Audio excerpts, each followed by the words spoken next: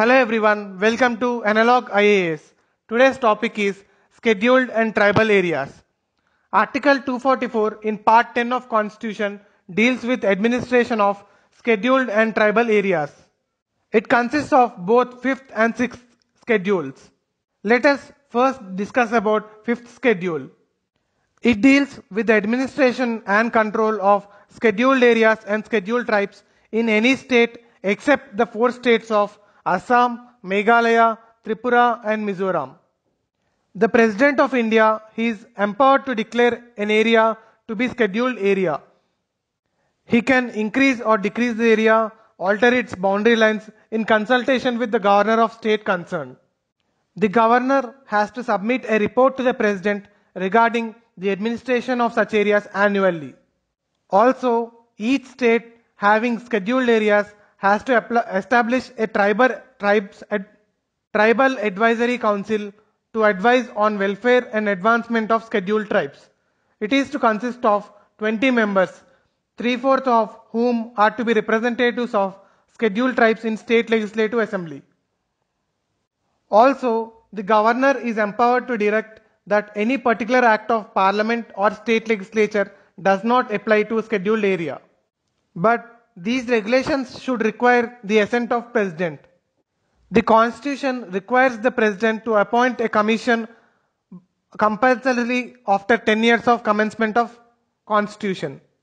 It will report on the administration of scheduled areas and welfare of scheduled tribes in the states.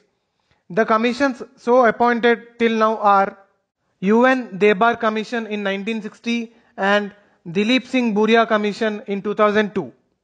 Coming to the 6th schedule, it deals with administration of tribal areas in Assam, Meghalaya, Tripura and Mizoram.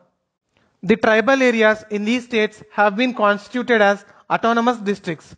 They do not fall outside the executive authority of the state concerned. Also, the governor of the state concerned can increase or decrease the areas or change their names or define their boundaries. Next, each autonomous district has a district council consisting of 30 members, of whom 4 are nominated by governor and the remaining 26 are elected on the basis of adult franchise. The elected members hold office for a term of 5 years. These district councils can make laws on certain specified matters like land, forests, shifting cultivation, village administration, marriage and divorce, etc. But all such laws require the assent of governor. Also, we should note that the acts of parliament or state legislature do not apply to the autonomous districts and autonomous regions. In case of Assam, the power of discretion lies with the governor both in respects of acts of parliament and state legislature.